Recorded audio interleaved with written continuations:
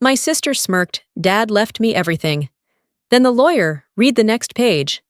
The conference room smelled like old leather and expensive regret. I sat in the corner chair, the one closest to the door, because some part of me still believed I might need to leave quickly. That's what 28 years of being the afterthought does to you.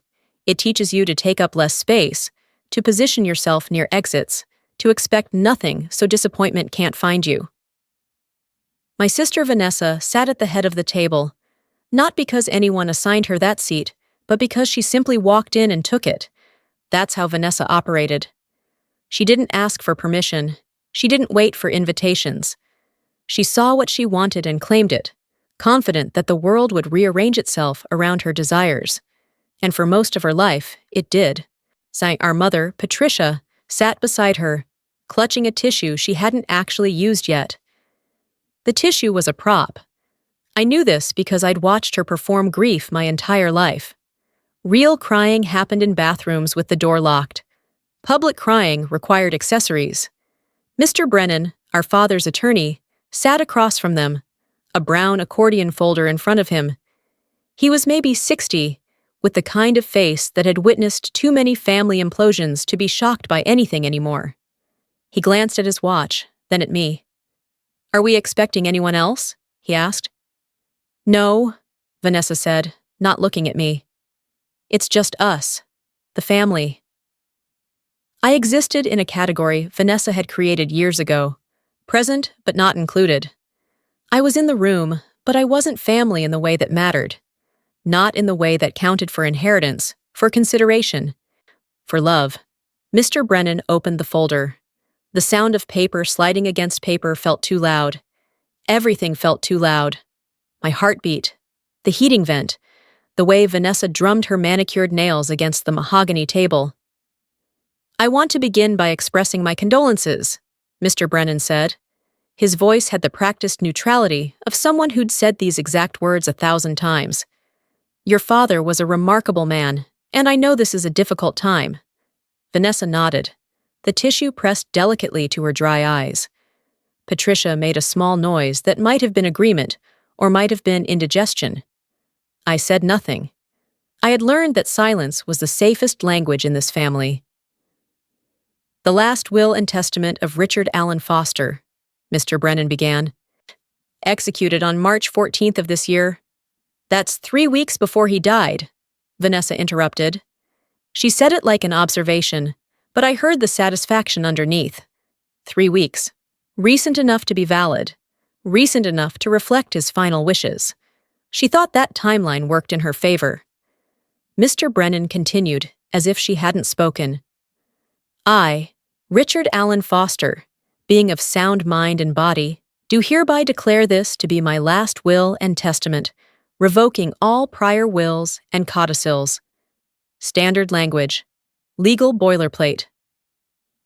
I'd looked up how wills worked the night before, sitting in my studio apartment with its one window that faced a brick wall. I'd needed something to do besides imagine this moment.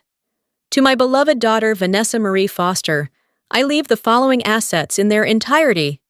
Vanessa's spine straightened. Her hand stopped drumming. The tissue lowered. "The family home located at 1847 Ridgemont Drive, including all furnishings, fixtures, and contents therein. The investment portfolio held with Caldwell Financial Group, account number ending in 4739, the business shares of Foster Manufacturing comprising 60% ownership." Patricia's hand found Vanessa's. They squeezed, a gesture of unity, of victory. I watched their fingers interlock and felt something hollow open up in my chest. The savings and checking accounts held at First National Bank, the 401k and retirement accounts, the life insurance policy with a face value of $300,000. Vanessa's mouth started to curve. Not a smile yet, but the blueprint of one. The muscles preparing for the expression that would say "I told you so" without words. And all other assets, tangible and intangible, not otherwise specified in this document. She mouthed it. "Told you." Her lips shaped the words for my mother to see, a private communication that excluded me as efficiently as a locked door. I sat very still. This was the moment I'd prepared for. The confirmation that I was exactly as expendable as I'd always suspected. Dad had been sick for 8 months. 8 months of hospital visits and treatments, and late-night phone calls. 8 months during which Vanessa had moved back home to help, a decision everyone praised as selfless. 8 months I'd spent driving 2 hours each way from my apartment to the hospital, sitting in the cafeteria because Vanessa said too many visitors tired him out, leaving voice messages that went unreturned because he was resting. This will was the answer to the question I'd been too afraid to ask. Did he notice? Apparently not. Mr. Brennan paused. He looked down at the document, then up at Vanessa. Something in his expression shifted. Not much. Just a slight tightening around his eyes. The kind of change you'd miss if you weren't watching for it. But I was always watching. However, he said. That one word landed like a stone in still water. The ripples spread across Vanessa's face. Her almost smile froze, stuck halfway between triumph and confusion. However, Mr. Brennan repeated, this bequest is subject to the conditions outlined in the attached codicil, which I am instructed to read in full before proceeding with any distribution of assets. Vanessa's hand slipped out of Patricia's. What conditions?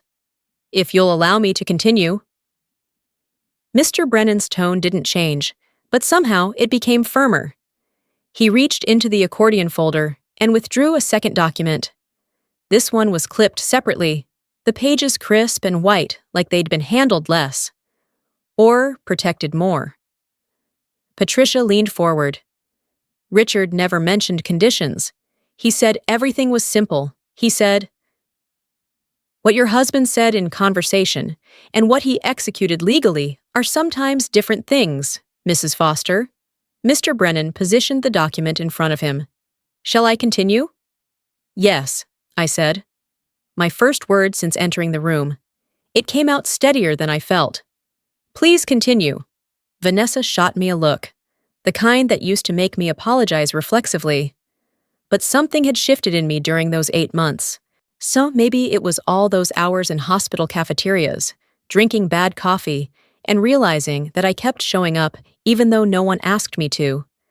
Maybe it was the funeral last week, where Vanessa gave a eulogy full of memories I wasn't in, moments I'd never witnessed, a version of our father I'd never met. Or maybe it was simpler than that. Maybe I'd just finally run out of things to lose. Mr. Brennan cleared his throat. Your father requested that I read this section verbatim, in his own words. It begins as follows. If you're hearing this, then Vanessa believes she's won. She's probably already mentally redecorating the house, already planning how to spend the money, already thinking about the life she's going to build with my assets as her foundation. The room went silent in a way that had weight, not just an absence of sound, but a presence of shock. Vanessa's face drained of color. That's not, he wouldn't. She's probably also already dismissed Mara, Mr. Brennan continued, his voice taking on the rhythm of my father's speech patterns. I could almost hear Dad saying these words. Counted her out, counted her as nothing, the same way she's been doing since they were children, the same way I allowed her to do because I was weak and I was blind and I was a coward. My breath caught. Mara. My name in my father's voice, filtered through the attorney's practiced neutrality. Patricia stood up. This is insane. Richard was confused at the end. The medications. Your husband was of sound mind when he executed this document, Mr. Brennan said. I can provide the medical certification and the witnesses' affidavits if you'd like to contest it.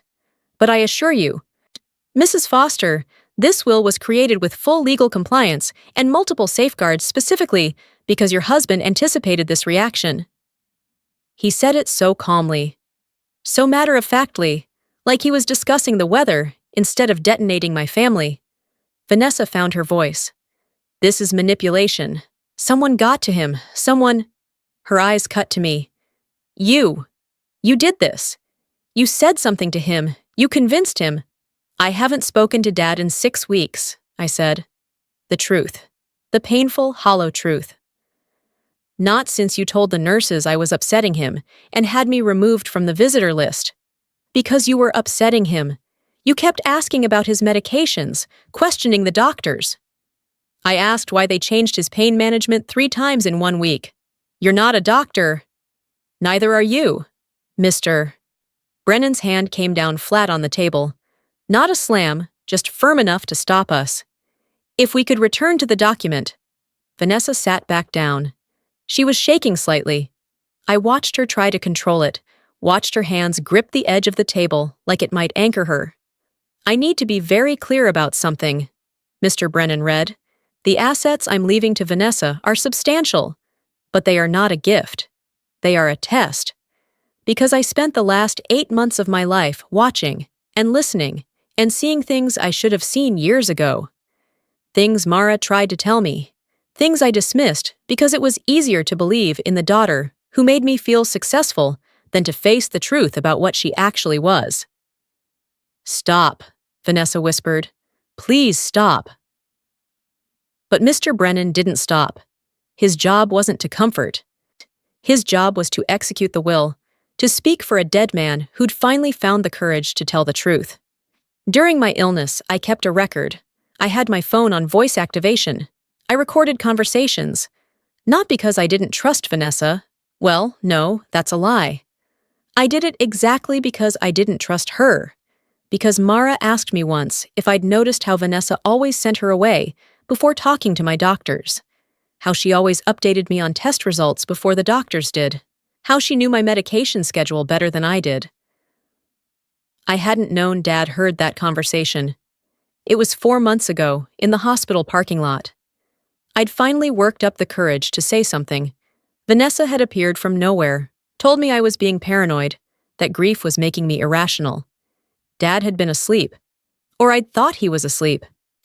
Apparently not. So I started paying attention, Mr. Brennan continued. And what I found made me ashamed. Not of Vanessa. She is what she is. And I made her that way by never holding her accountable. I'm ashamed of myself for being so desperate to believe I'd raised a devoted daughter that I ignored the truth. She wasn't devoted. She was strategic. Patricia made a sound like something breaking. Richard loved Vanessa. He wouldn't say these things. He loved both his daughters, Mr. Brennan said, looking directly at me for the first time with something that might have been pity. But love and honesty are not always the same thing. He returned to the document. The conditions are as follows. Vanessa will receive everything listed, but she will not own it. Not yet. The assets will be placed in an irrevocable trust, eyeing with Vanessa named as conditional beneficiary. She will have access, she will have control, but ownership remains with the trust. What does that mean? Vanessa demanded. It means you can live in the house, but you can't sell it. You can access the accounts, but you can't drain them. You can vote the business shares, but you can't transfer them. Everything stays in trust pending verification. Verification of what? Mr. Brennan folded his hands. Verification of character. Your father created a very specific set of criteria that must be met before ownership transfers fully to you. If those criteria are not met within a designated time frame, ownership transfers to an alternate beneficiary. The room tilted. I felt it shift, felt the axis of everything change. Who's the alternate beneficiary? Mr. Brennan looked at me. Wire really looked at me. You are, Ms. Foster. The silence that followed wasn't empty. It was full of all the things no one wanted to say. Full of 28 years of dismissal and comparison. Full of every time Vanessa got the bigger room, the better gift, the louder applause. Full of every time I was told to be understanding, to be patient, to not make waves. Full of the possibility that maybe, just maybe, I'd been seen after all. Vanessa stood up so fast, her chair tipped backward. This is bullshit. You can't do this. I'll contest it. I'll fight it. You can absolutely contest it, Mr. Brennan said. That's your right. But I should inform you that your father anticipated that as well. He set aside a separate fund specifically for legal defense of this will. It's substantial. And the trust terms specify that any legal challenge automatically extends the verification period and adds additional conditions. What conditions? Patricia's voice was barely a whisper. Conditions that make it significantly more difficult for Vanessa to meet the character requirements. Your husband was very thorough, Mrs. Foster. He thought of every angle. Because that's what Dad did. He was a manufacturing engineer. He designed systems. He identified failure points and built in redundancies. He thought 3 steps ahead, mapped contingencies, anticipated resistance. He'd built this will, like he built everything else, to last, to withstand pressure, to work exactly as intended, even when forces tried to break it. Vanessa's hands were shaking harder now. What are the criteria? What do I have to do? Mr. Ace Brennan pulled out another sheet. The verification period is 90 days from today. During that time, you must demonstrate, quote, good faith stewardship of family assets, honest communication with all parties involved, and genuine care for family members beyond financial interest. That's completely subjective. Yes, Mr. Brennan agreed. Your father noted that in his comments. He said, I'm making it subjective on purpose because character isn't measurable in spreadsheets. It's measurable in actions, in choices, in how someone behaves when they think no one important is watching. Who decides if I've met it? Vanessa asked. You? No. There's an oversight committee. Your father appointed 3 individuals who will review evidence and make a determination. Who? Mr. Brennan consulted his notes. Dr. Helen Garrison. His primary physician, Ms. Lily Chen, his physical therapist, and Mara Foster, his daughter. The world stopped. I was on the committee that would judge my sister's character. I was one of 3 people who would decide whether she kept everything or whether it came to me. Vanessa turned to look at me, and what I saw in her face was something I'd never seen before. Not anger, not dismissal, fear, real, genuine, naked fear. You planned this, she said. Her voice was shaking. You manipulated him while he was dying. You poisoned him against me. I didn't even know about this. Liar. Ms. Foster, Mr. Brennan interrupted, I can assure you that your sister had no knowledge of these arrangements. Your father took great pains to keep this information confidential until after his death. Mara learned about her role on this committee approximately 90 seconds ago, at the same moment you did. Then Dad wasn't thinking clearly. He was medicated. He was scared. He was lucid. Mr. Brennan's voice hardened. I met with him multiple times. I brought in a geriatric psychiatrist to evaluate his decision-making capacity. I documented everything because I knew this moment would come. Your father was angry, Miss Foster, but he was not confused. He knew exactly what he was doing. Patricia stood up and moved beside Vanessa, her hand on her daughter's shoulder. A united front. The 2 of them against me, the way it had always been. What happens if Vanessa doesn't meet the conditions? Patricia asked. Then the trust terminates, and all assets transfer to Mara, free and clear, while Vanessa receives a one-time payment of $50,000 and no further claim to the estate. $50,000. The price tag Dad put on failure, on being the kind of person who couldn't demonstrate basic decency for 90 days. Vanessa sank back into her chair. I watched her process it, watched her brilliant, strategic mind work through the angles. She wasn't stupid. She'd graduated top of her class at Northwestern, had an MBA from Wharton. She knew how to play systems, how to find leverage. But this system had been designed by someone who knew her better than she knew herself. When does the 90 days start? She asked. Today, as of this reading. Mr. Brennan checked his watch. You have until June 23rd at 5 p.m. due to demonstrate the required character traits. And what counts as evidence? That's up to the committee to determine. Your father left guidelines, but gave them broad discretion. He said, I trust them to know the truth when they see it. Vanessa looked at me. Really looked at me, maybe for the first time in years. I saw her doing calculations, saw her trying to figure out what I wanted, what I would accept, what would satisfy me. She didn't understand yet that this wasn't about satisfaction. This was about truth, about whether she could actually be a different person for 90 days, about whether the sister I remembered from childhood, before the competition, before the comparisons, before she learned that diminishing me made her look brighter, whether that person still existed somewhere inside the woman who'd spent 8 months isolating our dying father.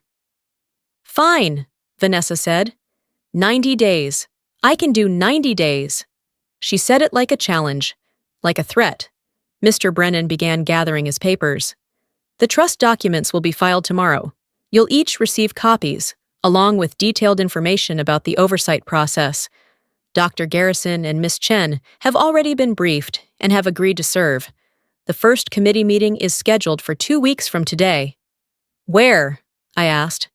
My second contribution to the conversation. "Here, this office. You'll review the first 30 days of evidence and determine whether progress is being made." He looked at Vanessa. "I should mention, your father included one additional provision. During the verification period, you are required to maintain the family home in its current condition. No sales, no major alterations. And Mara has full access to the property at any time. No advance notice required." "What?" Vanessa's voice went sharp. "She can just walk into my house whenever she wants?" "It's not your house yet. It's the trust's house. And yes, those are the terms. Your father was very specific. He said, 'Mara has been shut out long enough. No more locked doors. No more selective access. If Vanessa wants to prove she's changed, she can start by removing the barriers she's spent years building.'" I felt something crack open inside my chest. Something that had been sealed shut for so long, I'd forgotten it existed. Dad had seen it, all of it. The closed doors, the canceled visits, the way Vanessa controlled access and information like a border guard. He'd seen it, and he'd cared, and he'd done something about it. Too late to help while he was alive, but not too late to matter. Patricia was pale. "This is cruel. Richard was never cruel." "He wasn't being cruel, Mrs. Foster. He was being honest. There's a difference." Mr. Brennan stood, signaling the end of the meeting. "I'll be in touch with all parties regarding next steps. If you have questions, my office hours are 9 to 5, Monday through Friday." He left the folder on the table and walked out. Just like that. No dramatic exit, no final words of wisdom.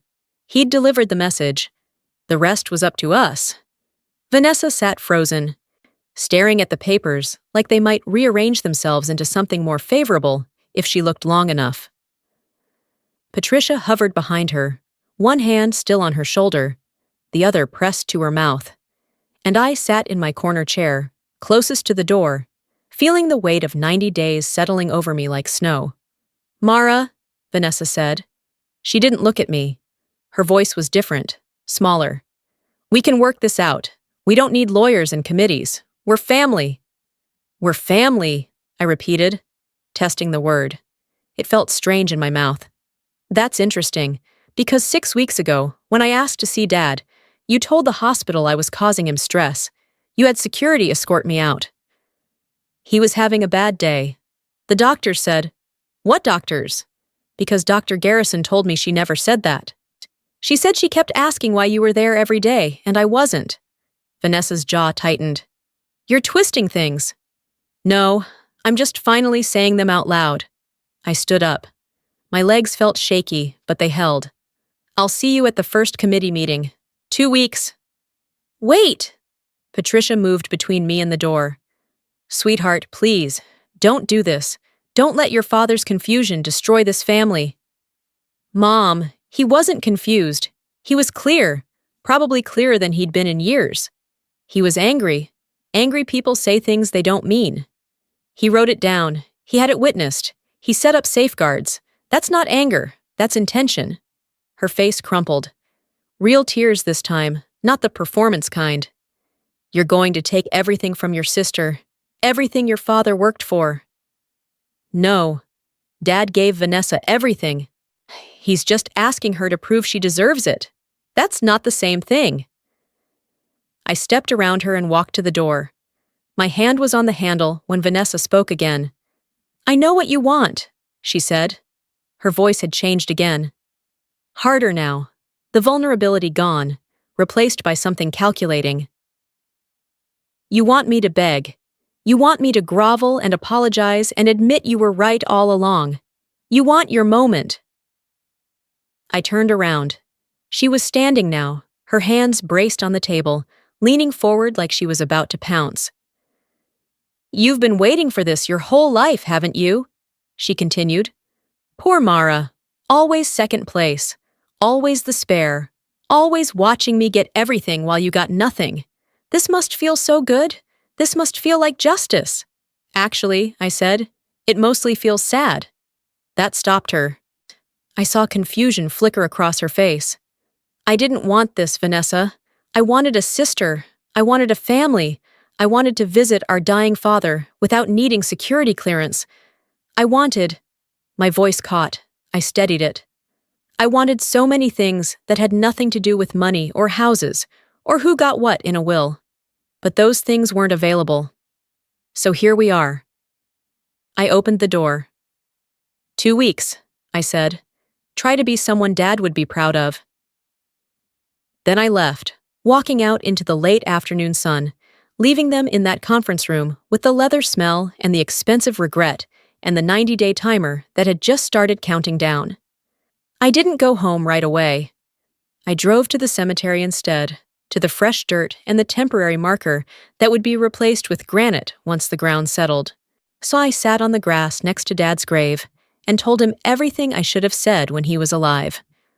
I told him about the studio apartment with the brick wall view, about my job as a medical records analyst, filing and organizing the documentation of other people's lives, about how I'd learned to make myself small, to need less, to expect nothing, because expecting nothing meant disappointment couldn't find you.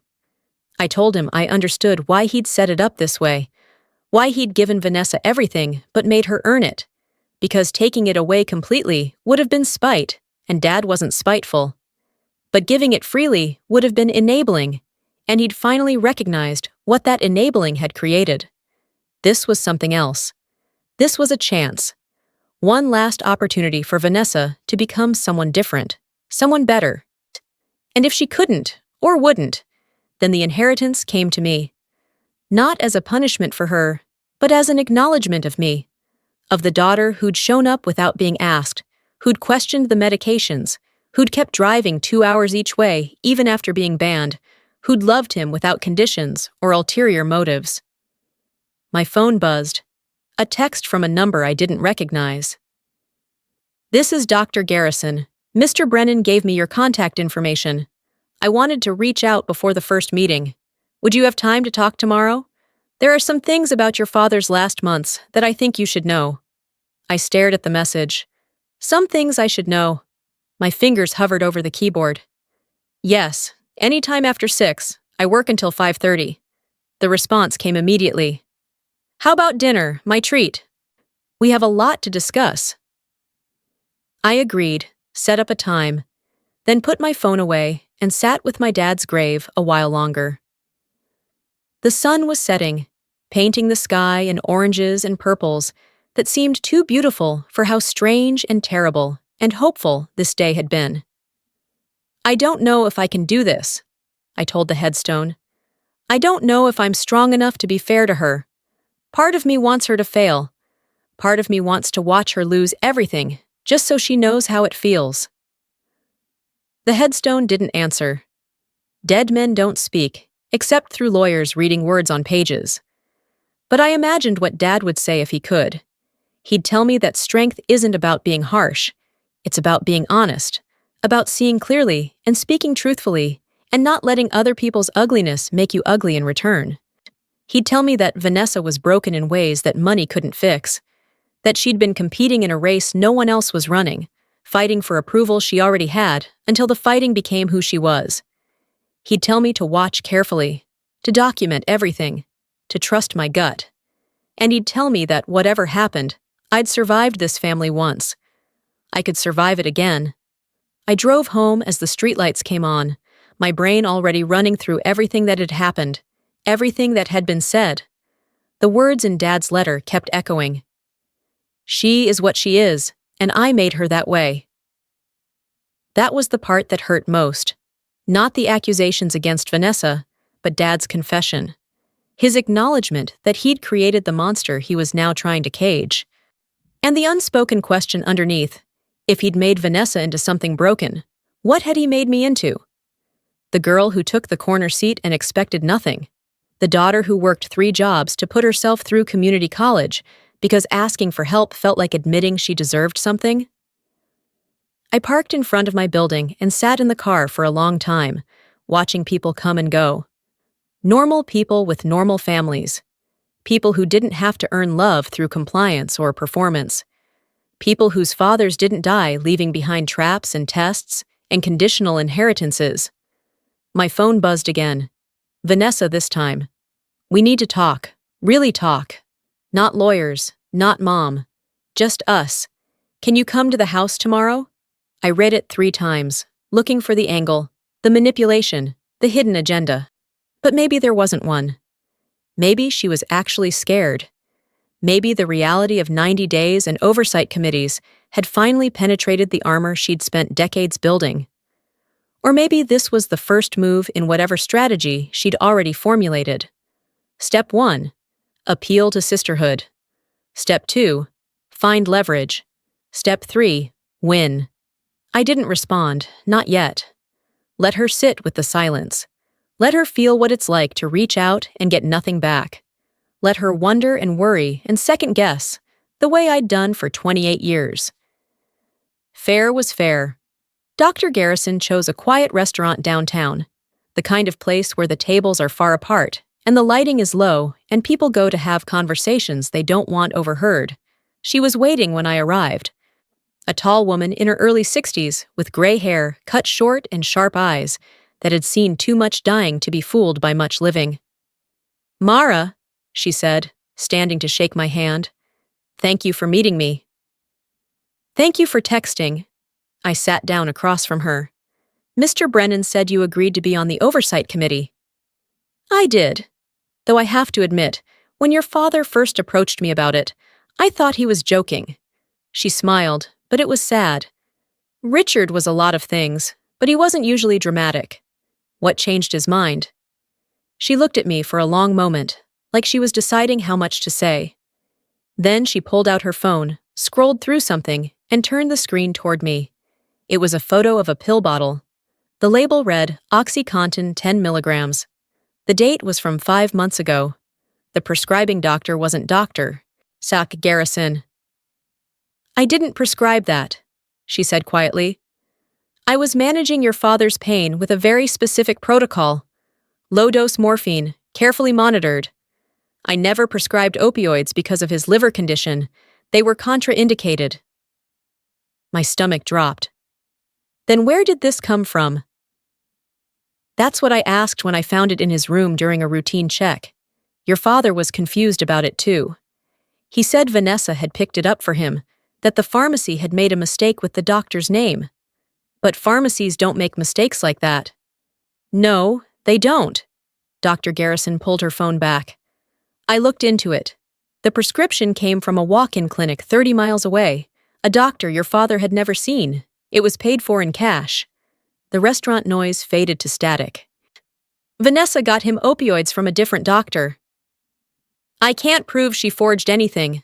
The signature on file is your father's. But Mara... She leaned forward. I asked your father if he'd gone to that clinic. He said no. He said he'd never been there. He didn't know how his signature got on that prescription request form. What did you do? I confronted Vanessa, professionally, carefully. I told her I was concerned about coordination of care, about drug interactions. She got very defensive, told me I was overstepping, said that as your father's primary caregiver, she had every right to seek second opinions. Did you report it? To whom? Adult Protective Services? Your father was competent. He could make his own medical decisions. And when I talked to him about it, he defended her. He said Vanessa was just trying to help. Juan, that I was being paranoid. Dr. Garrison's jaw tightened. But 2 weeks later, he called me, late at night. He said he'd been thinking about the pills. He said some things weren't adding up. What things? He'd started keeping a journal, tracking his medications, his symptoms, the things Vanessa told him versus what actually appeared in his chart. He found inconsistencies, times when Vanessa said his blood work was concerning when it was actually fine. Times when she told him I'd ordered tests that I hadn't ordered. Small things, easy to dismiss individually, but together, they painted a picture. They painted a picture of someone who was controlling information, who was making him sicker than he was. Not physically, though the opioids didn't help, but psychologically, making him believe he was more fragile, more dependent, more in need of her constant presence than he actually was. I felt cold. Why would she do that? Dr. Garrison looked at me like I'd asked why water was wet. Why do you think? The will, the business, the control. Your father was a wealthy man, Mara, and for 8 months, Vanessa was the only voice in his ear, the only person interpreting his reality. She isolated him very effectively. You tried to visit. I saw you in the waiting room more than once, but she always had a reason why it wasn't a good time. He's sleeping. He's having tests. He's not feeling well. I thought she was protecting him. So did he. Until he didn't. She pulled out another photo. This one was a screenshot of a text message thread. He sent me this 2 months before he died. He asked me to screenshot everything Vanessa sent me about his care. Every text, every email. He said he needed documentation. I scrolled through the messages. They were what you'd expect from a concerned daughter coordinating with a doctor. Polite questions about medications, updates on symptoms, requests for prescription refills. Except when I looked closer, I saw what Dr. Garrison meant. Vanessa would report symptoms that didn't match the clinical notes. She'd request medication increases that weren't medically indicated. She'd cancel appointments and reschedule them without telling Dad, then tell him the doctor was too busy to see him. He started recording phone calls after that, Dr. Garrison said. The ones Mr. Brennan referenced in the will. Your father told me he felt insane, like he was being paranoid or ungrateful. But the evidence kept piling up. Did you hear the recordings? Some of them. He shared a few with me. She paused. Mara, I need you to understand something. What your sister did. It wasn't illegal, exactly. It was borderline. It was manipulative and controlling and ethically questionable. But it wasn't something I could report to authorities. Your father was an adult. He could have told her to leave at any time. He chose to keep her there. Out of guilt, I said. Out of the belief that she loved him. Yes.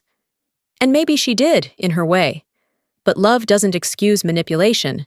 And that's why I agreed to serve on this committee. Because your father asked me to help determine whether Vanessa had truly changed or whether she was just performing change to get what she wanted. The waiter came by. We ordered food neither of us would really eat. When he left, I asked the question that had been building in my throat. Do you think she can change in 90 days? Dr. Garrison considered this. I think anyone can change if they want to badly enough. The question is whether Vanessa wants to change or whether she just wants to win. And if it's the second thing, then the assets go to you, and you have to decide what kind of person you want to be. She reached across the table and put her hand over mine. Your father told me about you. He said you were the one who kept showing up even when you weren't wanted. The one who asked questions no one else asked. He said he'd failed you, but you'd never failed him. My eyes burned. He told you that? He told me a lot of things in those last weeks. Once he started seeing clearly, he couldn't stop. It was like he'd been walking through fog for years, and suddenly the sun came out. She squeezed my hand. He loved you, Mara. He just didn't know how to show it until it was almost too late. We sat there in that quiet restaurant, 2 women connected by a dead man's regrets, and I let myself cry. Not the quiet, hidden crying I'd learned to do in bathroom stalls. Real crying, the kind that shakes your shoulders and makes your nose run and doesn't care who's watching. Dr. Garrison handed me a napkin and waited until I was done. "The first committee meeting is in 2 weeks," she said. "Ms. Chen and I are going in with open minds. We're going to look for evidence of genuine change. We're going to be fair. But Mara, we're also going to be honest. If Vanessa is just performing, we'll know. And we'll document it. What do I need to do? Just pay attention. Visit the house like the will allows. Watch how she behaves when she thinks no one important is looking. That's when people show you who they really are." I nodded. We finally ate some of our food. We talked about other things. Dr. Garrison's daughter, who was in medical school, my job analyzing records at the hospital, the weird spring weather we'd been having. Normal things, human things. But underneath it all was the weight of the 90 days, ticking down like a countdown to something that would either heal my family or destroy what was left of it. When we said goodbye in the parking lot, Dr. Garrison hugged me. "You're stronger than you think you are. Don't forget that." I drove home thinking about strength, about what it means to be strong in a family that mistakes silence for weakness, about whether I was strong enough to be fair to a sister who'd never been fair to me. The answer, I realized, didn't matter yet. I didn't have to have it figured out tonight.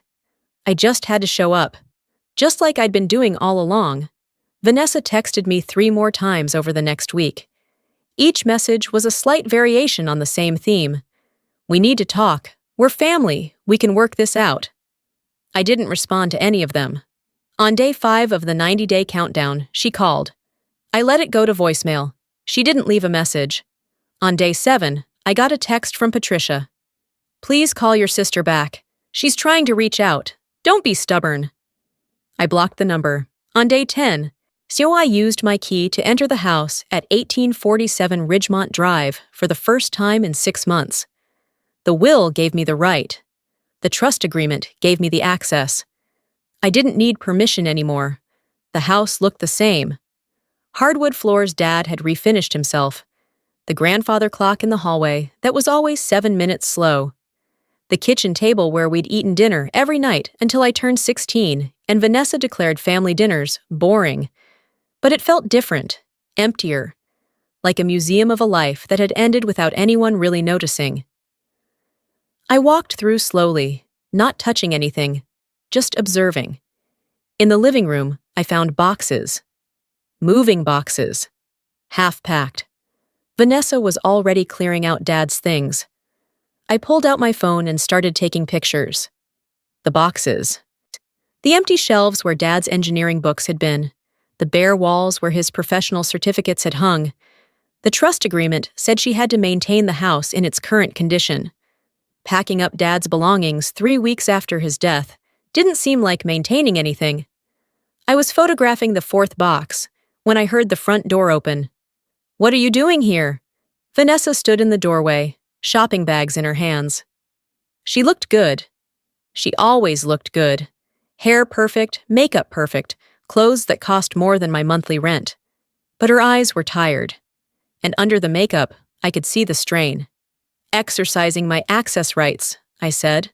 "The trust allows me to visit any time." "You could have texted." "I don't need to text, that's the point."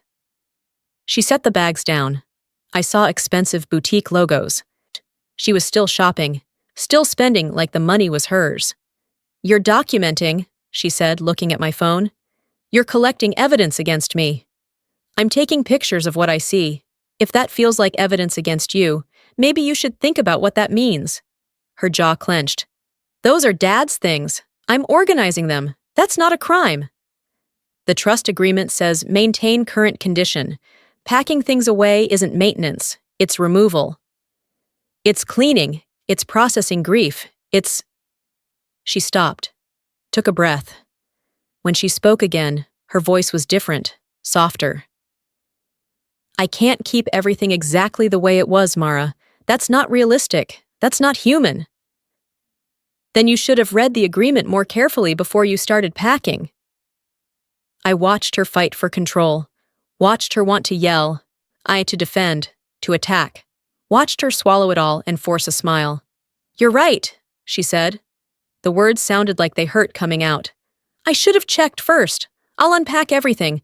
Put it back exactly where it was. Okay? Okay? She blinked.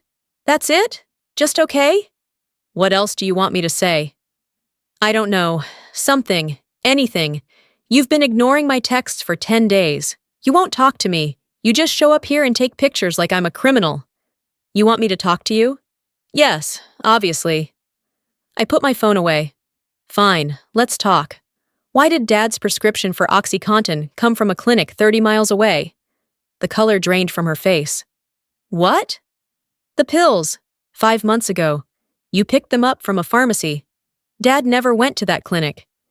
So how did his signature get on the prescription form? She was quiet for a long time. I could see her calculating, deciding how much to admit, how much to deny. He was in pain, she finally said. Dr. Garrison wasn't managing it properly. I found a doctor who would actually listen. Without telling Dad? I told him, he didn't remember. The medications made him confused sometimes. Did you sign his name? No, he signed it. I helped him fill out the form. Helped him fill out a form at a clinic he never visited. Her eyes flashed. I was taking care of him. I was the only one taking care of him. You showed up twice a month for an hour and thought that made you a good daughter. I was there every day, every night. I gave up my life to be there. Did he ask you to do that? What? Did Dad ask you to move in? You to take over his care? To be there every day? Or did you just decide that's what he needed? Vanessa's hands curled into fists. He was dying. He needed help. He needed help, not control. There's a difference. You don't know what it was like. You don't know how hard it was. You're right, I don't. Because you made sure I wasn't there. I picked up my phone again. The committee meets in 4 days. I'll see you then. I walked toward the door. Mara, wait. I stopped but didn't turn around. I'm sorry, she said. The words were quiet, almost too quiet to hear. For everything, for shutting you out, for making it hard for you to see him, for all of it. I'm sorry. I turned around. She was crying. Real tears, like Mom in the lawyer's office.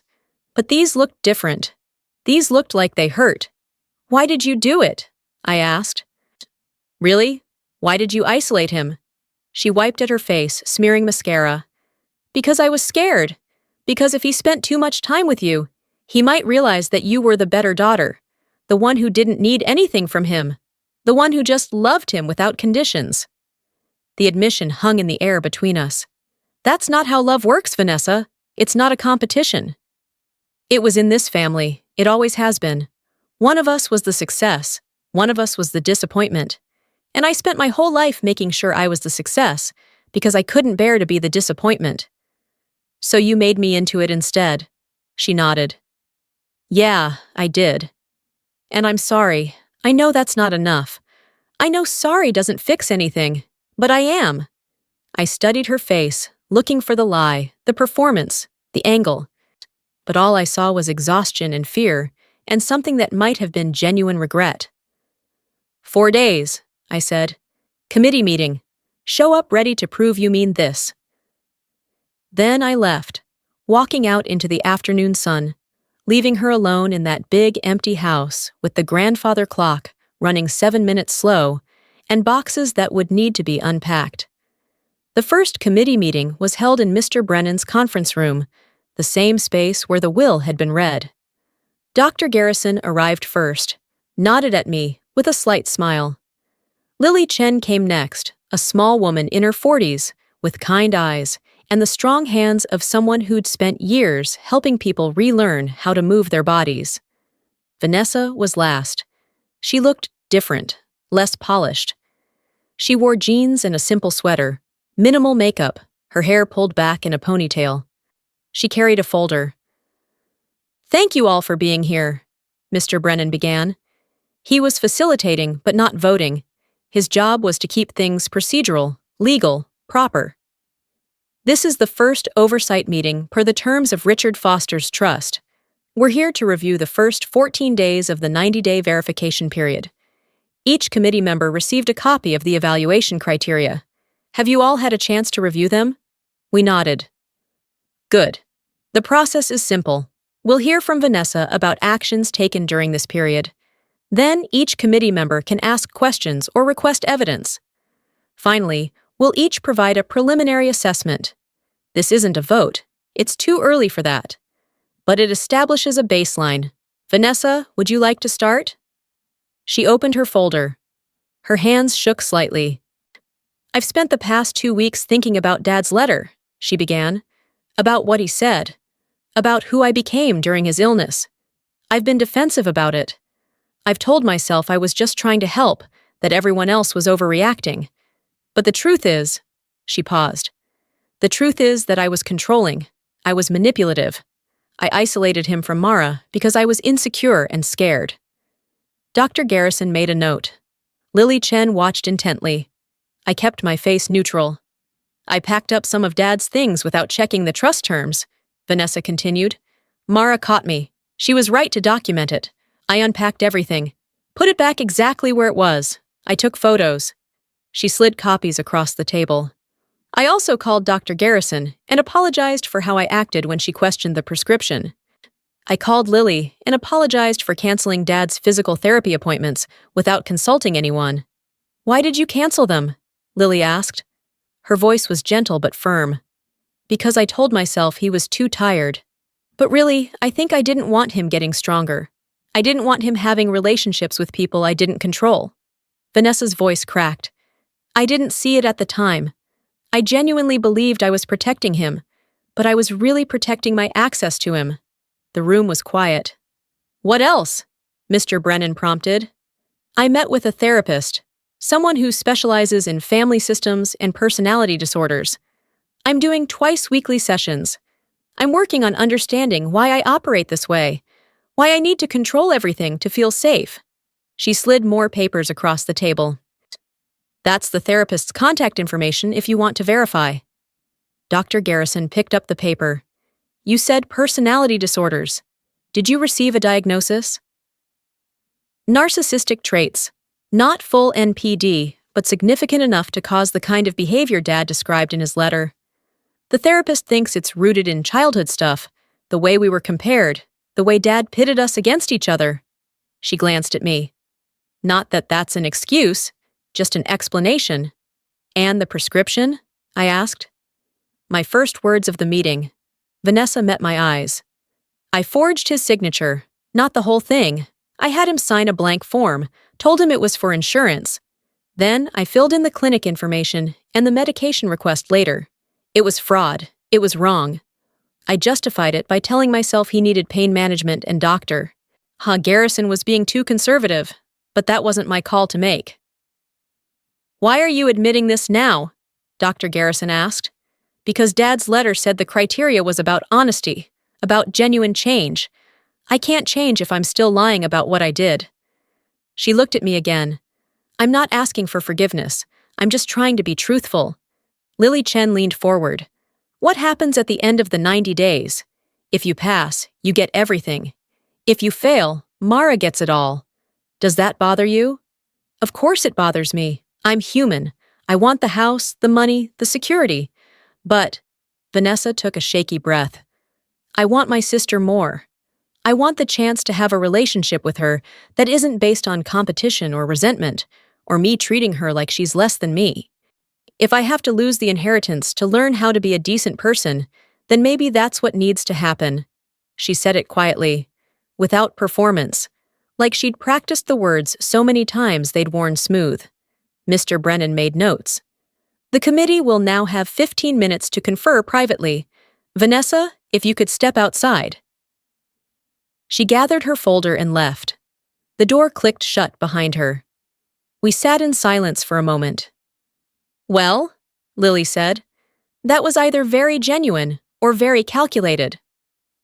Or both, Dr. Garrison added. People can be genuine about wanting to change while still being strategic about how they present it. They both looked at me. Mara, you know her better than we do. What's your gut say? I thought about the sister who'd pushed me out of hospital rooms, so the sister who'd controlled information like currency. the sister who'd forged prescriptions and canceled appointments and built walls between our dying father and anyone who might threaten her access. Then I thought about the woman in jeans and a ponytail who'd just admitted to fraud in a room full of people who could report her. I don't know, I said honestly. 2 weeks ago, I would have said she was incapable of real change, that this was all performance. But the prescription admission, that was risky. She didn't have to tell us that. We might not have ever known. Unless she thought we already knew, Dr. Garrison pointed out. I mentioned it to you. She might have assumed you'd bring it up. Confession before accusation is a classic manipulation tactic. True, Lily said, but the therapy documentation seems real. I called the number she provided before this meeting. The therapist confirmed they're working together and that Vanessa requested she be available to answer questions from this committee. That's not something you do if you're just going through the motions. We debated for the full 15 minutes. In the end, we agreed on a preliminary assessment. Cautiously positive progress with significant need for continued monitoring. Vanessa was called back in. Mr. Brennan read our assessment. Relief washed over her face, followed immediately by something else.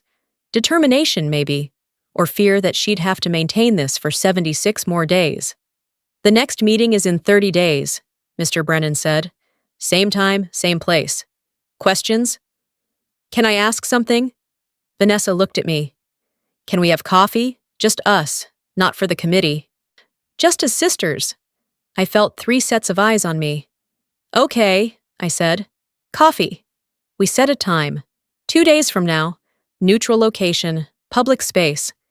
As we filed out of the conference room, Lily touched my arm. You're doing the right thing, giving her a chance. Or I'm being naive. Maybe, but naivety with boundaries is just called hope.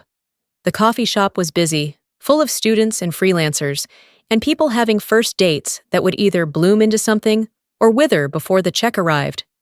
Vanessa was already there when I walked in, sitting at a corner table with 2 cups in front of her. I got you an oat milk latte, she said. That's still what you drink, right? Yeah. I sat down.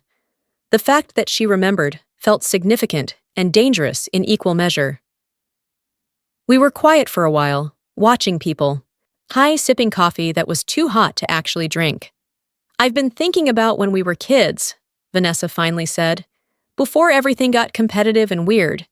Do you remember when we used to build forts in the living room? With all the couch cushions? And Dad would pretend he couldn't find us, even though we were right there. A memory surfaced. Me and Vanessa, maybe 7 and 9, giggling under a blanket, while Dad called out, "Now where did those girls go? I could have sworn they were just here." When did it change? I asked. I don't know exactly. Gradually, I think. Dad started comparing us more. Or maybe I just started noticing the comparisons more. You were the sweet one, the easy one. I was the ambitious one, the difficult one. And somewhere along the way, I decided that if I was going to be difficult, I might as well get something out of it. You got a lot out of it. Did I? She looked at me. I got money, sure. Attention. Praise for achievements. But I lost you. I lost any chance at a real relationship with Dad before he died. I lost the ability to trust that people like me for who I am, instead of what I can do for them. So what did I actually gain? That sounds like something your therapist said. It is. Doesn't make it less true. We drank our coffee. It had cooled enough to be bearable now. Why did you really want to meet? I asked. Vanessa set down her cup. Because I need you to know that this isn't an act. I know it looks like one. I know my track record doesn't exactly inspire confidence. But Mara, I'm actually trying. Not just to keep the inheritance, though I'll admit that's part of it, but to become someone who deserves to keep it. Someone Dad would actually be proud of. He was already proud of you. No, he was proud of my accomplishments. There's a difference. He was proud that I graduated top of my class, that I got into Wharton, that I could talk business strategy at his fundraisers. But was he proud of who I was as a person? I don't think so. I don't think I gave him anything to be proud of. I wanted to argue, to say she was being too hard on herself, but I couldn't, because she was right. You can become that person, I said instead. It's not too late. Isn't it? Dad's dead. I can't fix things with him. No, but you can fix things with yourself, and maybe with me. Her eyes filled. Do you think we can? Really? I don't know. But I'm willing to try if you are. We finished our coffee and talked about smaller things. Her therapist's office with the uncomfortable chairs. My job and the coworker who microwaved fish every day. The weird weather. Normal things. Sister things. When we left, she hugged me. It felt awkward and unpracticed, like we were both remembering how arms worked. Thank you, she said, for giving me a chance. Thank you for actually trying to change. I walked to my car thinking that maybe this could work. Maybe 90 days was enough time. Maybe people could change if they wanted it badly enough. Or maybe I was being naive. Time would tell. Days 62 through 75 were when everything unraveled. It started small. Vanessa missing a therapy appointment. She had a good excuse. Work emergency couldn't be avoided. Doctor.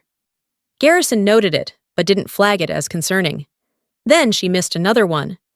This time, the excuse was traffic. Lily raised an eyebrow during the second committee meeting, but said nothing. On day 68, I visited the house unannounced. Vanessa wasn't there, but I found something interesting in the trash. Real estate brochures. Listings for condos in Miami. Beachfront properties. Expensive ones. I took pictures. On day 70, Vanessa called me crying. She'd lost her job, budget cuts. Nothing to do with her performance. She needed support, needed family, needed to know she wasn't alone. I drove to the house, held her while she cried, made tea, listened to her talk about how unfair it was, how scared she was about money. It felt real. It felt like the sister thing we were trying to build. But on day 72, I ran into her former boss at the grocery store. We'd met once at a company event years ago. She recognized me. I was so sorry to hear about your father, she said. Thank you. And I hope Vanessa's enjoying her new opportunity. We were sad to lose her, but you can't compete with a startup's equity package. I smiled and nodded and finished my shopping on autopilot. She hadn't been laid off. She'd quit. For a new job with equity, which meant money, which meant she'd lied about the crying, the fear, the vulnerability. Or had she? Maybe the new job was scary. Maybe she was afraid of failing at it. Maybe the tears were real, even if the circumstances were fabricated. I didn't know what to believe anymore. On day 75, the third committee meeting, I brought the evidence. The missed appointments. The real estate brochures. The lie about the job. Vanessa sat across from me, looking shocked. You've been spying on me. I've been observing, like Dad asked me to. No, this is different. You're looking for reasons to fail me. You want me to fail. Do I? Because from where I'm sitting, you're failing yourself. Mr. Brennan intervened before it could escalate. Let's address each item individually. Vanessa, why did you miss the therapy appointments? The first one was legitimately work. The second one, she hesitated. I was avoiding it. The sessions were getting hard. We were digging into childhood stuff, family stuff, and it hurt. So I made up an excuse and didn't go. Did you reschedule? Eventually, yes. I've been twice since then. The real estate brochures? Dr. Garrison asked. I was browsing, daydreaming. I'm not planning to move. I'm not planning to sell the house. I was just looking at possibilities. Is that illegal? It suggests you're already thinking past the trust terms, Lily said gently. Like you're assuming you'll pass and planning what to do with the assets. Is confidence a crime? Am I supposed to assume I'll fail? And the job? I asked. Vanessa's jaw tightened. I didn't want to tell you about the new position because I knew how it would look. Like I was moving on, like I was fine, like I didn't need anything. But I do need things, Mara. I need to work. I need income. I can't put my life on hold for 90 days just to prove I'm suffering enough to be authentic. You said you were laid off. You cried. You made me comfort you. I was scared about the new job. I was crying about that, about whether I could handle it, whether I'd fail. The emotions were real, even if the circumstances were slightly different. Slightly different? You completely lied. I simplified. I didn't want to explain the whole complex situation, so I simplified it into something easier to communicate. Dr. Garrison's voice cut through our argument. Vanessa, do you hear yourself right now? She stopped. Blinked. What? You're justifying. You're rationalizing.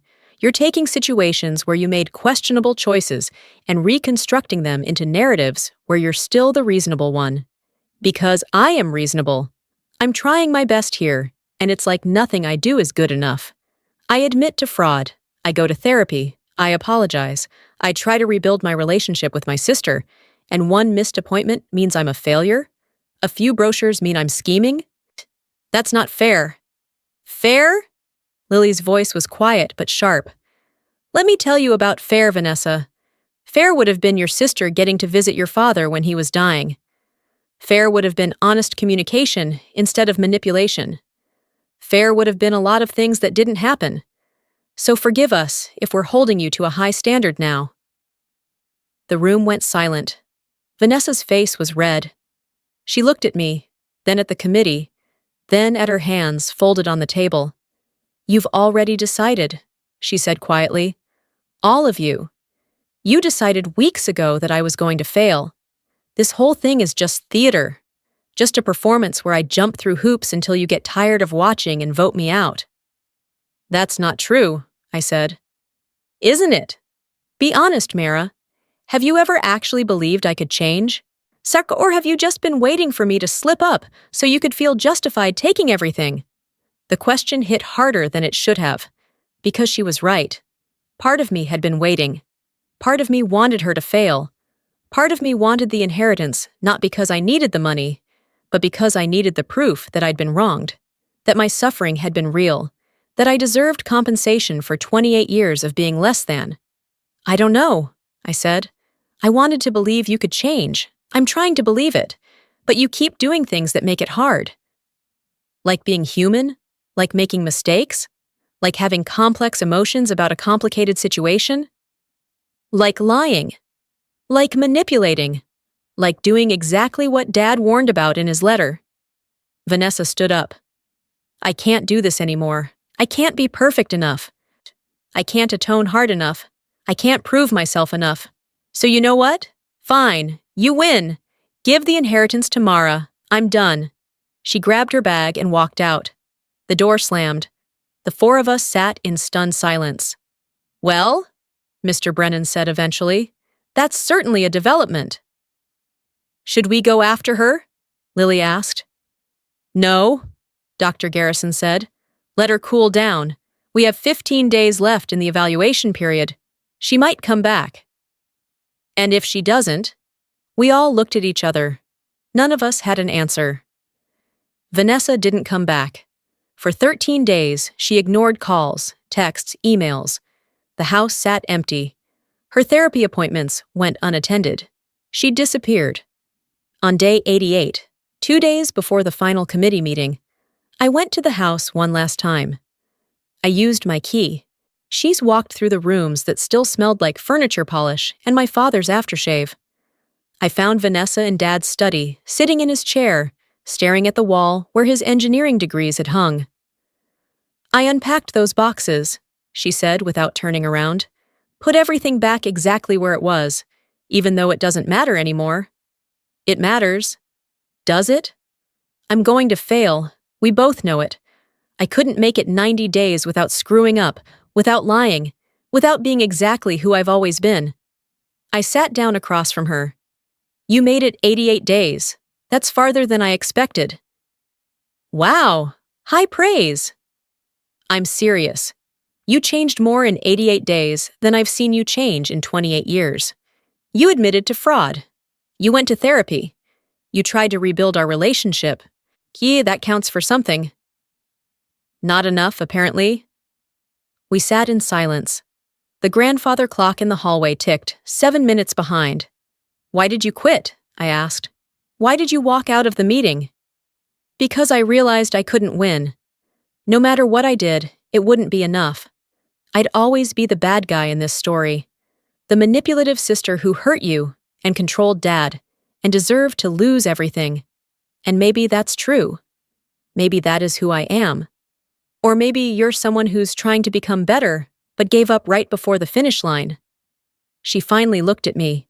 Her eyes were red. Why do you care? You get everything if I fail. The house, the money, all of it. You should be hoping I don't come back. Part of me is hoping that, I admitted, but part of me is hoping you do. Because Dad didn't set this up to punish you. He set it up to save you, to give you a reason to become someone different, someone better. I can't be someone different in 2 days, Mara.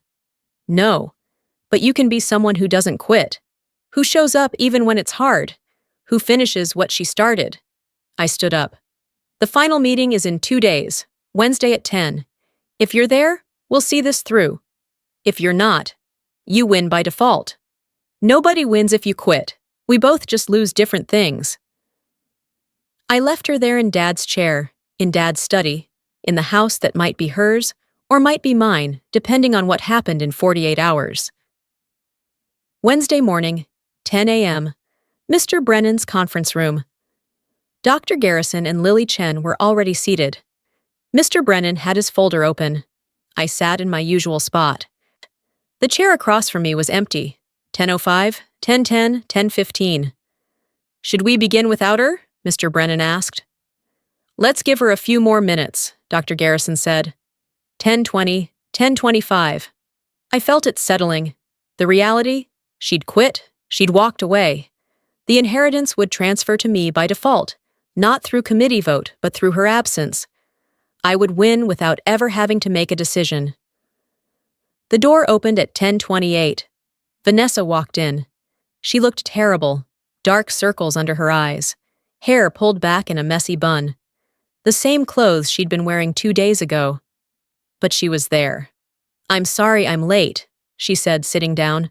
I was trying to decide if I should come. What changed your mind? Lily asked. My therapist. I had an emergency session last night. I told her I was quitting, that I couldn't do it, that it was too hard. She asked me if that's what Dad would have wanted, if that's what I wanted, if running away when things got difficult was really the kind of change I was trying to make. Vanessa pulled out a folder. It was thicker than the previous ones. This is documentation of the last 15 days. The therapy sessions I attended, the work I did processing why I reacted the way I did at the last meeting, the journal my therapist had me keep about my triggers, my patterns, my default behaviors when I feel threatened or afraid. She slid copies across the table. I also wrote letters, one to Dad, one to Mara. Not trying to excuse anything, just trying to explain, trying to understand myself well enough to explain it to someone else. She pulled out 2 envelopes, one she kept, one she slid to me. I know I messed up. I know I lied about the job. I know I missed appointments. I know I got defensive and hostile when I was confronted. I know all of that. But I'm asking you to consider the whole 90 days, not just the bad parts. To look at whether I've changed direction, even if I haven't reached the destination yet. Mr. Brennan made notes. The committee will confer. Vanessa left. We read through her documentation. The journal was painful, raw confessions about jealousy and insecurity, and the ways she'd learned to manipulate people into giving her what she needed, because asking directly felt too vulnerable. The letter to me was worse. It detailed every moment she'd deliberately excluded me, every time she'd positioned herself as Dad's favorite, every calculated choice to make herself indispensable at my expense. It was the kind of confession that would make any jury convict her. But it was also the kind of honesty that Dad's letter had asked for. We debated for an hour. Dr. Garrison thought the lapses were concerning, but not disqualifying. Lily thought the defensiveness at the last meeting showed that the changes weren't deep enough yet. Mr. Brennan reminded us that our job wasn't to determine if she was perfect, just if she'd met the criteria. They both looked at me. Mara, you have the deciding vote, Dr. Garrison said gently. If you say yes, she passes. If you say no, she doesn't. What's your decision? I thought about my father, about what he'd wanted, not punishment, not revenge, just truth, just change, just the possibility that people could become better than they'd been. I thought about 8 months of being shut out of hospital rooms. I thought about 88 days of someone trying. I thought about the sister I'd had before the competition started, the one who'd built blanket forts and shared secrets and held my hand during thunderstorms. I thought about who I wanted to be in this story. She passes, I said. Conditionally. Vanessa was called back in. Mr. Brennan read the decision. The committee finds that Vanessa Foster has demonstrated sufficient progress toward meeting the character criteria outlined in Richard Foster's trust. However, given the concerns raised during the evaluation period, the committee recommends a modification to the trust terms. Vanessa's hands gripped the edge of the table. What modification? Rather than full ownership transferring immediately, the trust will convert to a joint trust. You and Mara will share ownership equally. Decisions about the house, the business, the assets, you'll make them together. For 5 years. After that, if both parties agree, you can separate the assets. If you can't agree, the trust continues until you can. 5 years? Vanessa looked at me. You'd share it with me, after everything? On 2 conditions, I said. First, you continue therapy. Weekly, for at least the first year. Second, if you ever lie to me again, about anything significant, everything reverts to me. No committee, no evaluation. Automatic transfer. That's fair, she said quietly. More than fair. Mr. Brennan pulled out documents. If you both agree to these modified terms, you can sign today. We both signed. Just like that, it was over. 90 days, 3 committee meetings, 1 will reading that changed everything. The house belonged to both of us now. The business, the accounts, the assets, all shared, all requiring collaboration and communication and trust, all requiring us to actually be sisters instead of competitors. 6 months later, Vanessa and I sat in Dad's study, our study now, going over the business quarterly reports. She was better at the financial stuff. I was better at the operational details. Together, we were actually running Foster Manufacturing better than Dad had alone. There's something I never told you, Vanessa said, setting down her spreadsheet. What? The day Dad executed the will, the day he added all the conditions and set up the trust. I saw him at the lawyer's office. I set down my pen. You were there? Not inside. But I saw him going in. I knew he was meeting with Mr. Brennan. I thought about going in, asking what was happening. But I didn't. I was too confident, too sure that whatever he was doing, it would benefit me. Why are you telling me this now? Because I want you to know that part of me understood. Part of me knew I'd been awful to you, that I'd manipulated the situation, that I deserved whatever was coming. But I was too scared to face it, so I just pretended I didn't see it. And now I'm trying to actually see it, see you, see who I was and who I want to become. She paused. The therapist says I might always have these tendencies, the need for control, the manipulation when I feel threatened. But I'm learning to recognize them, to interrupt the pattern before it completes. That's all anyone can do. Recognize and interrupt. We worked in silence for a while. The grandfather clock in the hallway chimed, still 7 minutes slow. Neither of us had fixed it. It felt important to keep it that way, a reminder that some things don't need to be perfect to be valuable. Thank you, Vanessa said eventually. For what? For giving me the chance to fail and then the grace to pass anyway. A lot of people wouldn't have done that. Dad did it. I just followed his lead. No. He set it up, but you executed it. You could have voted no. You could have taken everything. You had every right. I had every right. But I didn't want it. Not like that. She reached across the desk and took my hand. I'm glad you're my sister. It was the simplest thing she'd ever said to me, and the most valuable. We finished the quarterly reports.